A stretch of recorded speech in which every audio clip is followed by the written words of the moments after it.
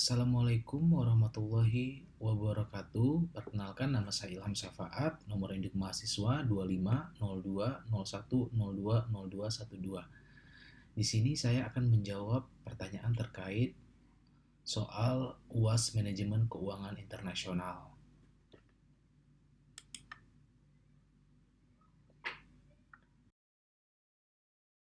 Oke, yang pertama pada slide pertama yaitu teori keunggulan komparatif.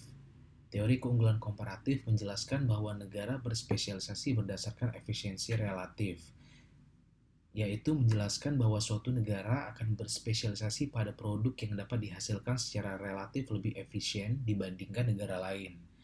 Teori ini berasumsi bahwa faktor produksi bersifat tidak bergerak lintas negara.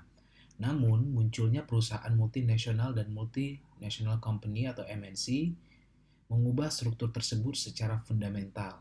MNC sendiri mengorganisasi produksi secara lintas batas negara dengan memindahkan modal, teknologi, dan manajemen. Dengan demikian, MNC mendobrak asumsi klasik karena menciptakan keunggulan baru yang tidak lagi semata-mata berbasis pada karakteristik alamiah suatu negara.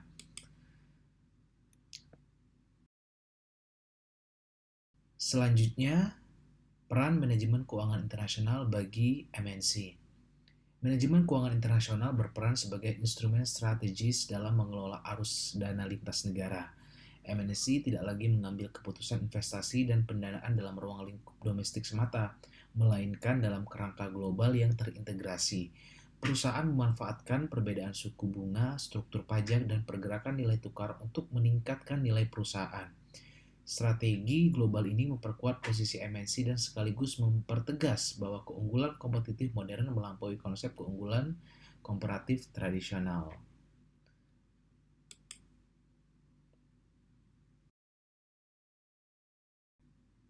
Selanjutnya yaitu kontribusi MNC. Pertama, MNC meningkatkan investasi langsung dan memperluas kapasitas produk nasional. MNC juga mendorong alih teknologi dan meningkatkan kualitas sumber daya manusia. MNC memperluas akses pasar ekspor dan memperkuat neraca transaksi. Dalam konteks Indonesia, MNC memberikan kontribusi nyata melalui peningkatan investasi langsung dan perluasan kapasitas produksi nasional. Selain itu, MNC mendorong ahli teknologi dan meningkatkan kualitas sumber daya manusia. Aktivitas ekspor yang terus meningkat memperkuat neraca transaksi berjalan. Secara keseluruhan, keberadaan MNC memperdalam integrasi Indonesia dalam sistem ekonomi global.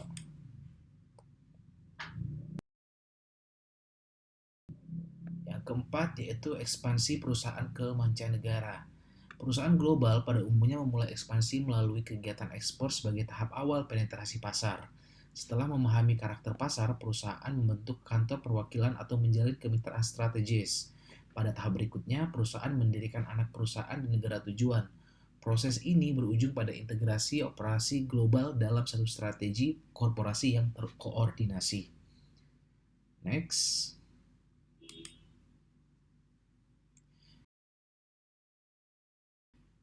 Dinamika ekspansi global.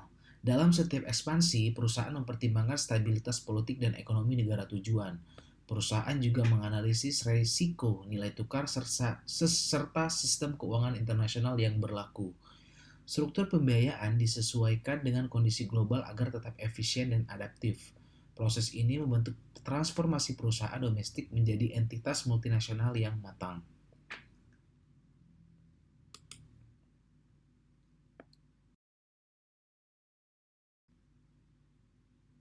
Kurs terkendali. Pada sistem ini, kurs mengembang terkendali. Pemerintah membiarkan nilai tukar dampak bergerak mengikuti mekanisme pasar. Namun, otoritas moneter tetap melakukan intervensi apabila terjadi gejolak yang berlebihan. Dalam kondisi tekanan eksternal yang kuat, kurs tetap dapat berfluktuasi tinggi. Oleh karena itu, stabilitas sangat bergantung pada fundamental ekonomi dan kekuatan cadangan devisa suatu negara.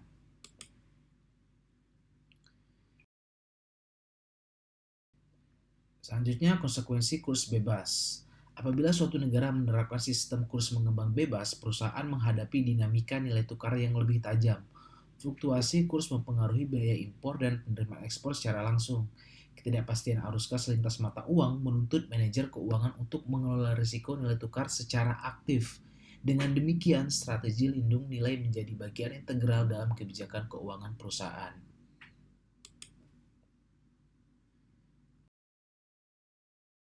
Selanjutnya itu neraca pembayaran dan kurs. Neraca pembayaran mencerminkan seluruh transaksi ekonomi suatu negara dengan dunia internasional. Ketika terjadi surplus, negara cenderung mengalami apresiasi. Sebaliknya, defisit mendorong depresiasi nilai tukar. Pergerakan ini mempengaruhi keputusan investasi internasional dan stabilitas ekonomi makro secara keseluruhan.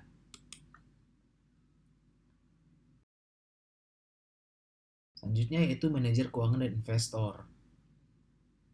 Manajer keuangan memantau neraca pembayaran untuk mengantisipasi potensi risiko nilai tukar dan perubahan arus modal.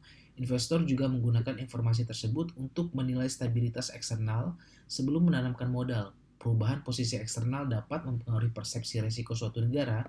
Oleh sebab itu, pemahaman terhadap neraca pembayaran menjadi dasar penting dalam strategi investasi global.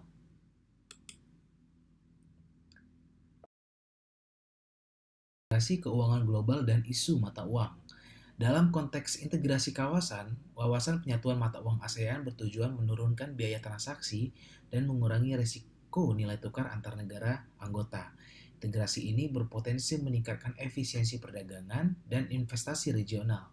Namun, perbedaan struktur ekonomi dan kebijakan fiskal antar negara menjadi tantangan serius. Oleh karena itu, analisis komprehensif dan kesiapan institusional menjadi persyaratan sebelum kebijakan tersebut diterapkan. Mungkin hanya itu yang bisa saya sampaikan. Lebih dan kurangnya saya mohon maaf. Assalamualaikum warahmatullahi wabarakatuh.